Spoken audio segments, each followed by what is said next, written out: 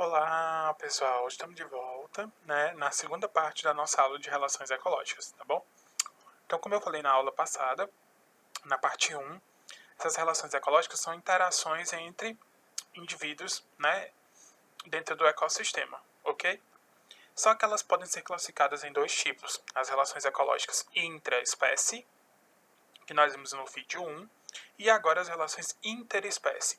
Diferença entre espécie, indivíduos da mesma espécie, e interespecíficas, relações entre indivíduos de espécies diferentes. Então aqui vai envolver dois ou mais indivíduos de espécies diferentes tendo uma interação. Essa interação tanto pode ser positiva para ambos ou para pelo menos alguém, ou negativa, onde alguém vai sofrer algum prejuízo. E aí quando a relação for positiva para todo mundo ou positivo para um, negativo para o outro, a gente vai chamá-la de harmônica. Quando gerar algum prejuízo para alguém, desarmônica, tá bom? Em geral, as desarmônicas sempre vai ser assim: alguém se beneficia e alguém leva a pior, né? Vamos começar. Primeira relação, nós vamos começar pelas harmônicas, tá? As boazinhas, legalzinhas, gente boa. Primeira delas chama-se protocooperação. O que acontece na protocooperação? Eu tenho dois indivíduos de espécies diferentes que se juntam e ambos têm benefícios a partir dessa relação. Então, se juntam e geram benefícios para ambos, né? Porém, essa associação não é obrigatória. Ela só acontece facultativamente. Então, quando eles se juntam, ótimo, eles vão ter vantagem. Mas se eles viverem separados, estamos aí, estamos vivendo, o mundo é lindo. Então, protocooperação. Dois indivíduos se juntam para ambos ter vantagem. Porém, essa junção não é obrigatória, é facultativa. Se acontecer, show de bola. Se não acontecer, estaremos vivendo do mesmo jeito. Aqui eu trouxe dois exemplos maravilhosos para vocês. Esse aqui é o caranguejo eremita e as anêmonas do mar. O caranguejo eremita, ele, ou pagurus, né? Ele gosta de estar inserido dentro de uma concha, dentro de uma anêmona. E se beneficia disso. Por quê? Porque a anêmona ela tem tentáculos que ajudam a proteção, né? Na defesa dele contra predadores e tudo mais. Já com relação à anêmona, como ela é um indivíduo céssio, um indivíduo fixo, não se move, quando o paguro entra no interior dela, ele vai andando e vai carregando ela, e aí ela consegue absorver mais partículas, ela filtra mais um percentual maior de água, e aí ela obtém mais nutrientes, tá? Então é vantagem para os dois. Mas a anêmona vive sem ele e ele vive sem a anêmona, mas quando se juntam, melhor ainda. Segundo exemplo, esse aqui é o búfalo, e aqui em cima esse passarinho bonitinho branco é o pássaro guia do mel. O que acontece nessa relação? O pássaro guia se alimenta dos carrapatos que estão no pelo do búfalo. Então é vantagem para ambos. O pássaro obtém ali uma fonte de alimento inesgotável, né? E o búfalo se livra do parasita, que são os carrapatos. Então, protocooperação, dois indivíduos de espécies diferentes que se juntam para obter vantagem. Essa associação não é obrigatória, tá? Mas se acontecer, show de bola. Próxima relação, comensalismo. No comensalismo, eu tenho um indivíduo que se alimenta dos restos do outro. E ele fica sempre próximo desse outro para estar ali se aproveitando do resto que ele deixar. O exemplo mais clássico que você for olhar em qualquer lugar é esse daqui, ó. Este é o tubarão e este peixinho aqui em cima ou do lado dele chama-se peixe piloto ou rêmora, tá? O peixe, o tubarão, ele vai nadando e a rêmora vai ali na lateral dele. Quando o tubarão se alimenta, os restos que ele vai deixando na água, a rêmora vai ali e se alimenta. A rêmora, essa associação é tão interessante porque a rêmora, às vezes, ela fica em cima do tubarão, às vezes ela nada na frente da boca dele e ele não se alimenta dela. Ainda não foi explicado concretamente o que acontece. Segundo alguns, é porque a rêmora libera alguma substância que inibe a identificação do tubarão. Mas, de maneira geral, ainda não se chegou a um consenso. Então, essa rêmora fica nadando ali na lateral dele, e o resto de comida que ele deixa, ela vai lá e se alimenta desse resto de comida. Essa é a relação que a gente denomina de comensalismo. Tem outro exemplo? Tem. As hienas e os leões. Os leões vão, caçam, se alimentam, e as hienas vão lá e se alimentam dos restos que foram deixados por aquele leão, tá? Só que a hiena, ela não pode se confiar tanto aqui como a rêmora, porque se ela der sopa, o leão também pode comer ela. Então ela espera ele terminar de se alimentar, o resto que ele deixar, ela vai lá e se alimenta. Então esse é o comensalismo. É uma espécie que se associa a outra para se alimentar dos restos de alimento, tá? Que foi deixado por ela. Essa relação, ela gera alguma desvantagem? Não. Mas ela gera uma vantagem. No caso aqui da rêmora e do tubarão, ela gera uma vantagem imensa para a rêmora, mas para o tubarão tanto faz como tanto fez. Né? Ele só não vai ter nenhuma desvantagem. Por isso que é uma relação harmônica. Próxima relação, mutualismo. Preste atenção aqui agora. O mutualismo é muitíssimo parecido com a protocooperação. É quase a mesma definição. Mas tem um detalhe importantíssimo que separa esses dois. Mutualismo. Dois indivíduos de espécies diferentes que se unem para obter vantagem. Essa associação ela é obrigatória. Se eles deixarem de viver juntos, eles não conseguem se sustentar. Então, na protocooperação, eles viviam juntos, mas se separassem não tinha problema. Aqui não, eles só existem se estiverem unidos. Então, esse é o mutualismo. Duas espécies diferentes se unem para ter vantagem, e essa associação é obrigatória. Eles dependem tanto um do outro que se eles não estiverem juntos, eles não conseguem sobreviver. E o principal exemplo disso são os líquens e principalmente os líquens e as micorrizas, tá? Tá aqui os líquens, que são essas casquinhas às vezes que ficam no tronco de árvores, né, em galhos. E as micorrizas são associações de fungos com raízes de plantas. Os líquens são associações de microalgas com fungos, tá? Então, líquens, associação de fungo e microalgas. Micorrizas, associação de raízes de plantas com fungos, tá? Então, esse é o mutualismo.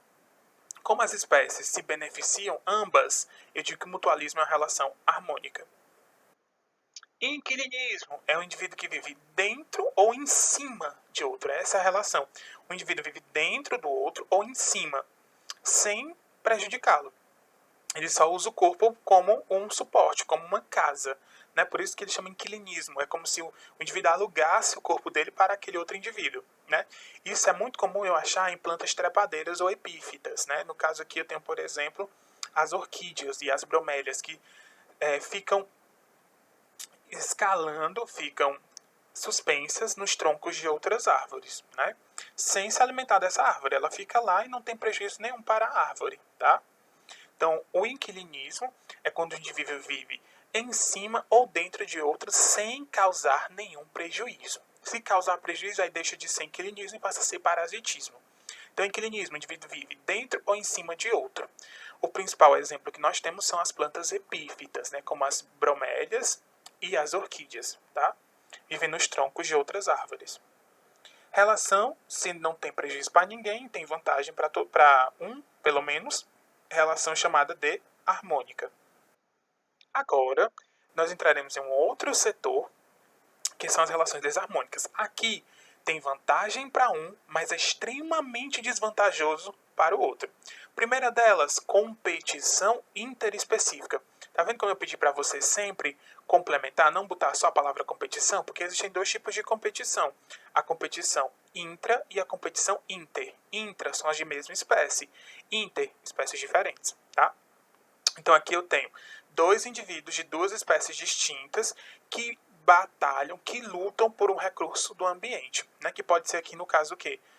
O próprio ambiente, né? O próprio território, ou pode ser, por exemplo, água ou comida. Então eles podem disputar isso nesse ambiente. Aqui eu coloquei um tigre e um leão, porque apesar deles serem de ambientes de habitats tão distintos, por que eu coloco isso como exemplo? Porque se eu coloco eles em cativeiro, eles são tão parecidos, né, os hábitos são muito parecidos, que eles podem vir a entrar em embates aí por recursos, né, por lutar aí pelo recurso ambiental.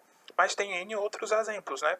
Se você pensar na questão territorial, tem pássaros de espécies distintas que batalham ali por um determinado ninho, por um determinado território, e assim sucessivamente.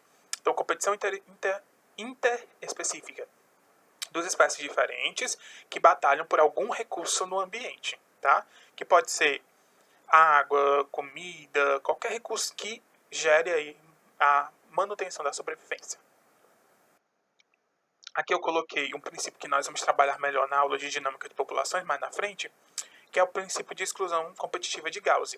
O que isso aqui significa? Significa que se duas espécies diferentes tiverem nichos ecológicos, ou seja, hábitos muito parecidos, elas vão ter potencial para entrar em competição. Aqui ele dá um exemplo clássico que são dois paramécios, dois protozoários, o caudato e o aurélia. Eles são tão parecidos, têm hábitos tão parecidos, e quando eles são colocados juntos, eles vão disputar o recurso. O caudato leva vantagem na competição, ele sobrevive, né? E o aurélia, como leva desvantagem, começa a morrer, que é o gráfico 2. Ó.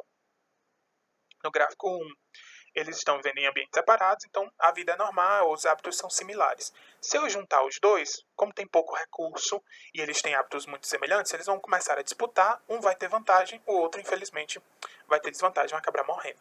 Então essa relação é a primeira relação desarmônica, onde um tem vantagem e o outro não tem.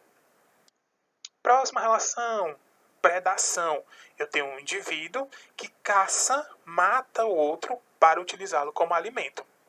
E aqui nós temos exemplos clássicos. Eu coloquei aqui um veado e um tigre. Então o tigre ele vai caçar esse veado, matá-lo e usá-lo como seu alimento. Tá? Então aqui na relação de predação, o que significa? É a relação em que eu tenho uma espécie animal predadora que mata esse alimento de um indivíduo de outra espécie que vai ser denominada geralmente de presa. Então, predação é a relação muito antiga de presa e predador. Eu tenho o predador que vai caçar, matar aquela presa para utilizar como alimento, e eu vou ter a presa, que é aquele indivíduo que vai ser caçado, vai ser morto e servir de alimento. Tá? Nessa relação, ela é desarmônica? É, porque o predador tem vantagem e a presa desvantagem. Próxima relação, muito legal, muito bonitinha, tá aí esse panda maravilhoso, essa foto acho que foi a Patrícia que mandou para nós. É a chamada relação de herbivoria. Eu tenho um indivíduo herbívoro que se alimenta de vegetais. E aí está feita a relação. Então eu tenho um indivíduo que se alimenta de plantas e a planta. Essa relação entre o indivíduo que se alimenta de plantas e a própria planta é o que denominamos de herbivoria. O indivíduo que se alimenta somente de plantas, nós damos o nome de quê? De herbívoro, tá? Então a relação existente entre um indivíduo herbívoro e a planta é a chamada relação de herbivoria. Parece muito com a predação, né? Qual é a diferença? Que na predação é a carnivoria, são indivíduos carnívoros. E aqui é a herbivoria, né? Eu tenho um indivíduo que se alimenta ali de um vegetal, um herbívoro que se alimenta do seu vegetal. Relação extremamente desvantajosa que nós vivenciamos aí ao longo da nossa vida como um todo, né? Quando nós desenvolvemos algumas doenças, por exemplo. Parasitismo. Eu tenho um indivíduo que vive às custas do outro. Tem um indivíduo que se alimenta do que o outro produz. São as relações parasita e hospedeiro. Eu tenho um hospedeiro que vai servir de alimento para o parasita que estará lá dentro desse hospedeiro somente absorvendo as substâncias que são produzidas por ele. E aí, causando uma desvantagem gigantesca a esse hospedeiro. Então, em geral, muitas doenças, como por exemplo a lombriga, né? A lombriga é um nematóide que se fixa no interior do nosso intestino e vai sugando aí nossos nutrientes, nos deixando fraco, né? A pessoa que tem esse tipo de doença vai perdendo peso, às vezes se alimenta tanto e não engorda porque parte desse alimento é todo drenado por esse indivíduo. Tem também a solitária, a tênia, né? Que é um indivíduo que só tem dois sistemas no corpo, reprodutor e digestivo. Então ele só se absorve o alimento do hospedeiro e se reproduz aumentando cada vez mais para absorver cada vez mais, deixando o indivíduo cada vez mais fraco.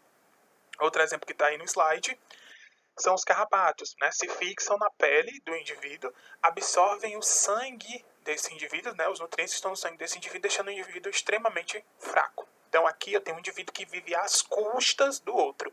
Isso é o parasitismo. O indivíduo, que é o parasita, vive às custas do que é produzido e do que é adquirido por outro, que será o seu hospedeiro, tá?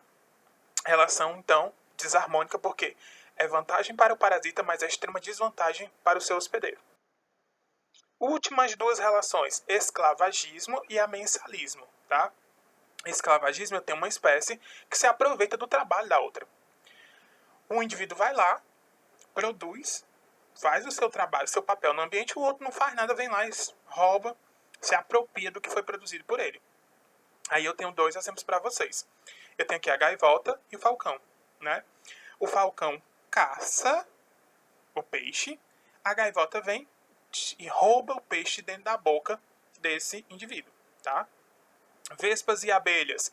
As abelhas produzem o mel, a vespa sorrateiramente entra na colmeia, rouba o mel, vai embora. Então está se aproveitando do trabalho que a abelha fez. E aqui nossa última relação, que está aqui, ó, esse último exemplo, na verdade, formigas e pulgões. As formigas pegam as larvas do pulgão, alimentam elas dentro do formigueiro para depois usar esse pulgão jovem, esse bichinho maior, né? Que no caso é esse daqui, ó, pretinho que nós estamos vendo na imagem, usar ele como seu escravo. Por quê? Porque a formiga ela tem uma dificuldade de penetrar os vasos de seiva da planta. Já o pulgão não, ele tem todo um aparelho bucal que permite que ele se fixe no tronco, né, no tronco assim mais jovem, e consiga absorver a seiva. Aí o que a formiga faz? Ela cria ele para isso. Né? Ela cria ele dentro do formigueiro e depois utiliza-se do trabalho dele. Faz com que ele sugue a seiva de dentro do tronco da árvore, né, do tronco da planta, e ele suga e se alimenta, defeca, e a formiga se aproveita das fezes para extrair o nutriente da seiva. Né? Então ela se aproveita do trabalho que é feito pelos pulgões. Nós, espécie humana, podemos fazer essa relação? Às vezes sim. Né? Nós temos várias espécies que nós nos aproveitamos, nos apropriando do trabalho que é feito por elas. Né? A própria abelha, o próprio mel, a gente se apropria do trabalho que é feito por ela. Né? O leite que a vaca produz, nós nos apropriamos desse leite. Então, o esclavagismo é uma espécie que se aproveita do trabalho que a outra desempenha. Uma relação extremamente desarmônica. E a nossa última relação é o amensalismo ou antibiose. Nessa relação, eu tenho uma espécie que produz uma substância química que inibe o crescimento da outra. Então, eu tenho uma espécie liberando uma substância química no ambiente que impede que a outra cresça.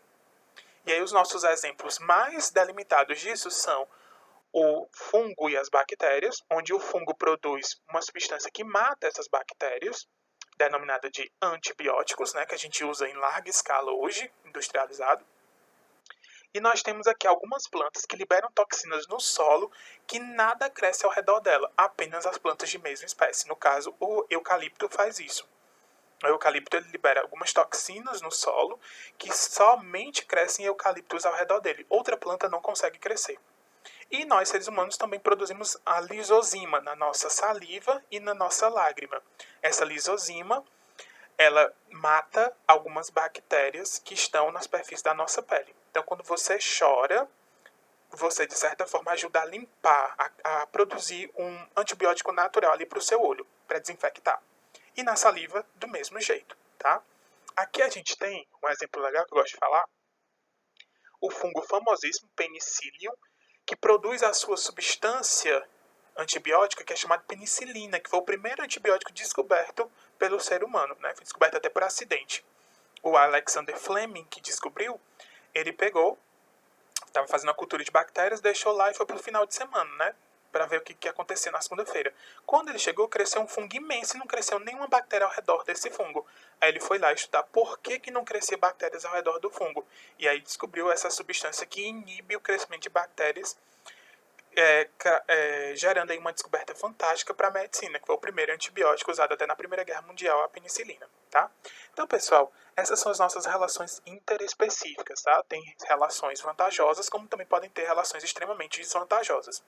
Aqui eu produzi um quadro de resumo para vocês entenderem como é que funciona. Protocooperação é positivo, é benéfico para os dois envolvidos, então a relação harmônica. O comensalismo é positivo para um e é neutro para o outro. Se não gerou prejuízo, harmônica. Mutualismo, todo mundo se beneficia, harmônico. Inquilinismo é positivo para um e é neutro para o outro. Não gerou desvantagem, harmônico. Competição inter, tá aqui, ó, mais e menos. Por que é mais e menos? Porque eu não sei quem foi que ganhou a competição, então pode ser tanto um como o outro, tá? Quem ganhar é positivo, quem perder, negativo. Predação, positivo para a presa, negativo ao predador. Parasitismo, positivo para o parasita, negativo para o hospedeiro. Herbivoria, positivo para o herbívoro, negativo para a planta que está servindo de alimento. Mesma coisa o esclavagismo e o mensalismo, né? É positivo para um, negativo para o outro. Galera, essa foi a nossa terceira videoaula. Eu espero que tenha sido entendível para vocês esse conteúdo. Ele é bem mais fácil, ele é bem legal. E a dica que eu dou é: pegue cada relação dessa e associe a pelo menos um exemplo. Se você for capaz de dar um exemplo de cada relação, você já conseguiu entender mais de 70% do assunto. Beleza? Então, continuem estudando, continuem em casa, porque não acabou a pandemia ainda. Então, continuem em casa, estudando, enviando as atividades e nos ajudando, participando dos momentos. Beleza? Valeu, até a nossa próxima videoaula. Show!